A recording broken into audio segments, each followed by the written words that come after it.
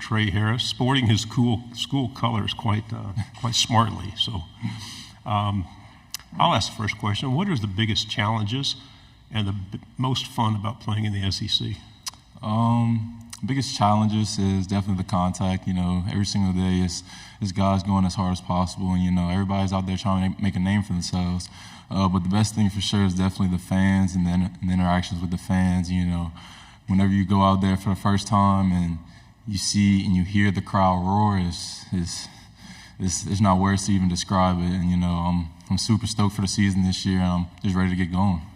There's a good vibe about your team going into the season. How does that feel? It feels great. We understand there's a lot of expectations on us this year, but at the end of the day, we all understand that everything that we're worried about, we only can control what we can control. And we all just worried about the guys inside the facility. We understand that each and every day we have to get better, and that's really the main goal for right now, is just trying to get better every single day, and just trying to get the best possible expectations as possible. The middle. Can you speak on the talent that the wide receiver and the depth that the wide receiver room has, and then the potential of a player like Norrell White being a freshman? It's incredible, having that many guys in your room, and it's good to have that much depth as well. You got guys like Juice Wells, Jordan Watkins, Aiden Williams, Caden Lee, and Norrell White as well. I could keep naming guys as well. And it's good to have that many guys who all can support you and all can come in and get reps and really have good, meaningful reps as well. So it's really huge going into this season for sure. Okay. Yeah, Evan Camico, Pig Trail Nation. Trey, for you, new Rebel in Chris Pooh-Paul. What have you seen out of Pooh since he's gotten to Oxford, and how's you been building a relationship with him? He actually sits literally 2 lockers over from me. So we see each other every day. We always talking, and I'm excited for him. I'm excited to see him play sideline to sideline. He's been learning Coach Golden's defense nonstop. I always see him up there, getting some type of walkthrough or just doing something. He's almost taking a leadership role as well. It's going to be really exciting to see him and guys like T.J. Dudley as well, just going out there and making physical, hard-nosed plays. So I'm really excited to see them this season. The back row. Dan Peck, ESPN 106.7 in Auburn. Just talk about Jackson. I mean, what does he bring as a leader, as a quarterback? How huge is it to have him back for another season? It's monumental, to be completely honest with you. The biggest thing I've taken from him personally is his work ethic. The amount of work he puts in is really incredible.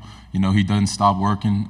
We've been to LA a few times, already, just getting chemistry together with other receivers as well, with the young guys, just bringing guys together to do off the field activities as well. He's definitely taking a leadership role to the maximum. He goes in each and every day with the standard on his mind that this is the standard that we must live up to and that we must perform at. And I can't be any more excited for the season and more excited for him to be my QB and to be my leader as well. Front row. Eric Bailey with Tulsa World. Oklahoma is going to make its first trip to Oxford this season. What can Oklahoma fans and Oklahoma's football team expect in their first trip? Definitely a great time for sure. High-intensity football game. A lot of loud fans for sure. It's definitely going to be packed out. And I'm excited for them to be coming to the conference, and I'm excited to have a game against them as well. Left side. Scott Kirk, WDAM, just to add to the previous question back here, you guys had a lot of returners, this season. How huge is that, especially when there's a lot of talent? They could have gone pro or somewhere else. Mm-hmm. It's really great, to have guys you've been in a way in battle with, and to have guys who've been through the ups and downs of a football game. Football is definitely a momentum-based sport, and to have guys who have seen that momentum change up and down and still have the same perseverance is huge. And having those same veterans in a way, it's huge to have those guys come back, and only increases our chemistry with each other. Front row. AP Stidham, AP and Kelly as we see it, syndicated radio.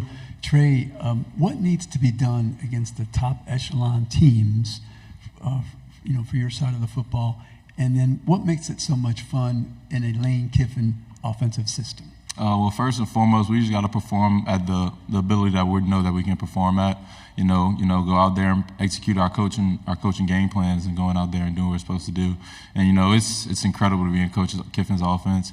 Every single day he's always finding ways to get his playmakers the ball. So just being able in that type of offense and to have that type of opportunity is huge. It allows each and every one of us to showcase our abilities and our skills. So nothing but thankful for him for sure. Left side, fourth row. Trey, Bradley Davis with WAPT Sports in Jackson. I know Dayton was hurt that he wasn't going to be in this Madden or this this EA football game, getting those contested catch ratings right. But I know you had some pretty great catches last year yourself. Was that something y'all talked about, kind of going back and forth, like who's going to have the crazy catch today? We didn't talk about it too much. Once it got towards the end of the season, we started to look back in the season, see those crazy catches, and we were like, yeah, we're going crazy this year.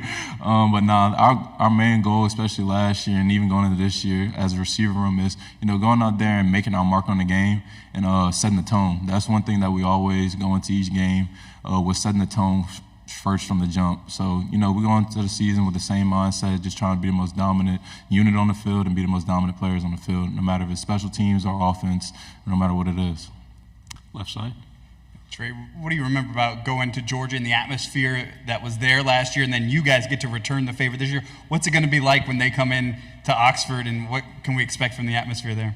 Definitely trying to return the favor for sure. I remember the atmosphere being an extreme atmosphere. A lot of fans talking crazy, but it's something you're used to once you get to this level. And my expectations going into next year, whenever they come to Ole Miss, is on giving them the same thing back to them. I know our fans are going to do what they're supposed to. They're going to come out and support us with as much as possible, and they're going to do what they're supposed to do. Front row.